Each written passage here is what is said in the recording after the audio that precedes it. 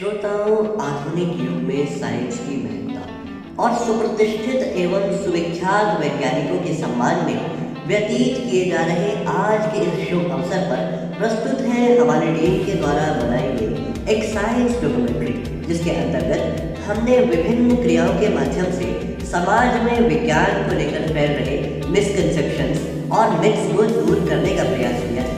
और साथ ही साथ हमने यह सिद्ध करने का प्रयास किया है कि हमारे जीवन में हो रहा प्रत्येक कार्य विज्ञान पर ही निर्भर है। आइए शुरू करें। नमस्कार, आज मैं आप सभी को फिजिक्स के बेहद रोमांचक एक्सपेरिमेंट से एक बेहद कॉम्प्लिकेटेड लॉ को समझाने का प्रयास करूंगा। ये मेरे पास आटा छानने वाली छन्नी है और जब मैं अगर बहुत पानी डालती हूँ देखिएगा ये पानी गिर जाए। बट अब देखिए, मैंने ग्लास का सीधा पकड़ा, मैंने इसके ऊपर छन्नी रखी हुई। अब मैं अगर इसको पलटाऊं, अब अगर मैं इसे छोड़ भी दूं तो पानी नहीं गिर रहा। अगर मैं इसे स्लाइड कर दूं, ये क्या है? इसे कहते हैं फॉर्मूला ऑफ वाटर टेंशन। हमारे दैनिक जीवन में भी हम आए दिन इस फॉर्मूला का यूज तो करते हैं, बट इसका हम ये नहीं जान पाते कि ये फॉर्मूला ऑफ वाटर टेंशन है। आपने कभी किसी भी कीड़े को पानी के ऊपर चलते हुए देखा हो? जब बच्चे बुलबुलें चुराते हैं वहां पर भी, या हम जब रोजमर्रा में कपड़े धोते हैं वहां पर भी हम फॉर्मूला ऑफ वाटर टेंशन का यूज करते हैं।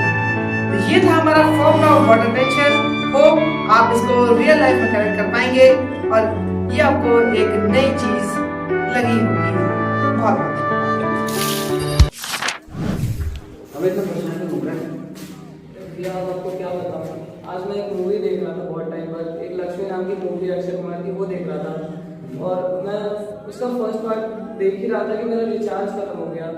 मेरा उसमें था ये कि एक बाबा होते हैं, वो एक लड़की सामने बैठे होते, उस पर वो भूत होने का दावा कर रहे थे। तो मैं ये सोच रहा हूँ कि उन्होंने क्या किया था कि एक लिक्विड है उसको लोटे में डाला, फिर लिक्विड को उल्टा किया तो उसमें से राख निकलने लगी, जिससे कि लोग ऐसा मानने लगे कि उस लड़की में सच में चुड़ैल है, भूत है, जो भी कुछ तो है, तो मतलब कोई बुरी शक्ति है।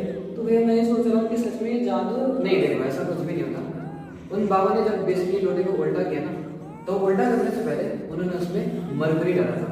और आपने देखा होगा, अगर आप मूवी आगे देख ले तो वो लोटा जो है वो एल्यूमिनियम का था। तो एल्यूमिनियम जब मरकरी से रिएक्ट करता है ना तो अमलगम बनाता है, और अमलगम जो होता है वो राख की फॉर्म में हमें नजर आता है।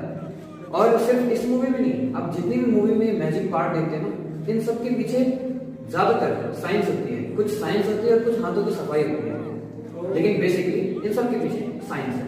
तो आप ऐसे कुछ भी मूवी वगैरह में विश्वास ना करें। Good afternoon ma'am. जी गुड आफ्टरनून। मैम मैं इस वक्त बहुत कंफ्यूज हूँ बिकॉज मेरे दांतों में कैविटी प्रॉब्लम हो गई है। तो मैम आप क्या मुझे बता सकते हैं कि कौन से ब्रांड का टूथपेस्ट मुझे यूज़ करना चाहिए? तो सबसे पहले आपको ऐसे ज़रूरी नहीं कि आप किसी भी ब्रांड का टूथपेस्ट यूज़ करो, क्योंकि जो कंपनीज होती हैं ये सिर्फ अपने ब्रांड का प्रमोशन करने के लिए सब करती हैं। आप कोई सा भी टूथपेस्ट यूज़ कर सकते हो, लेकिन जो ये टूथपेस्ट होते हैं ये सिर्फ हमारे मुँह को न्यूट्रल करते हैं। इसमें क्षार होते हैं। कैविटी की प्रॉब्लम बेसिकली हमें होती इसलिए है, कभी कभी हम बहुत टाइम तक ब्रश नहीं करते हैं, तो उससे जो फूड पार्टिकल्स होते हैं वो हमारे मुंह में अटके रहते हैं और हमारे मुंह में अम्ल की अधिकता होती है, जिससे हमारे मुंह का pH 5.5 से कम होता है। तो इसको नॉर्मल करने के लिए हम नीम की दातुन यूज़ कर सकते हैं, जिसमें फ्लोर है। नीम की दातुन में बैक्टीरिया को मारने की भी कैपेसिटी होती है।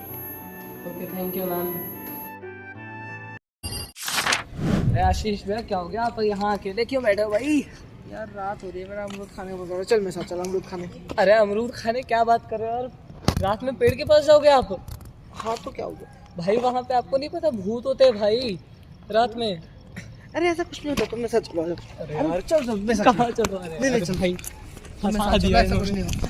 आना ही नहीं चाहिए था, किस्मत ही खराब है यार। अरे कुछ नहीं खराब होता। अरे यार अब आप लोग इतनी रात में पेड़ के पास कहाँ जा रहे हो? हम अमरूद लेने जा रहे हैं। अमरूद लेने इतनी रात में पेड़ के पास? अरे भाई मैंने इन्हें कहा था रात में भूत होते हैं भाई पेड़ के पास, ये सुने तब तो मेरी। अरे नहीं, खैर ये तो हमारे समाज में मिसकंसेप्शन है, ऐसा तो कुछ नहीं होता। लेकिन मैं आपको बताता हूँ उसके पीछे की रियलिटी क्या है। कि दरअसल क्या होता है कि ये तो हम सभी को पता ही है कि पेड़ हम मनुष्यों की विपरीत विधि से शोषण करते हैं।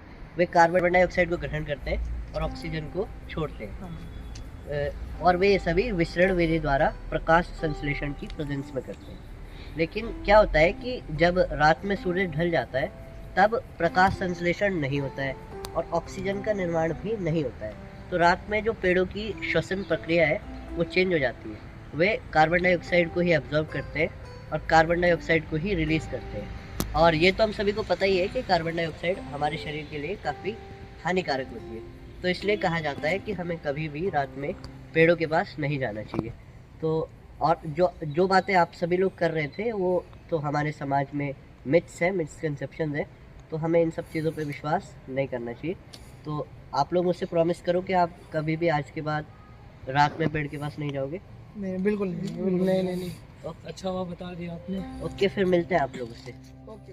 Captain Arhan Siddiqui, editors Ayush Soni and Aditya Kumar, other teammates Ashish Dubey and Diksha Patel.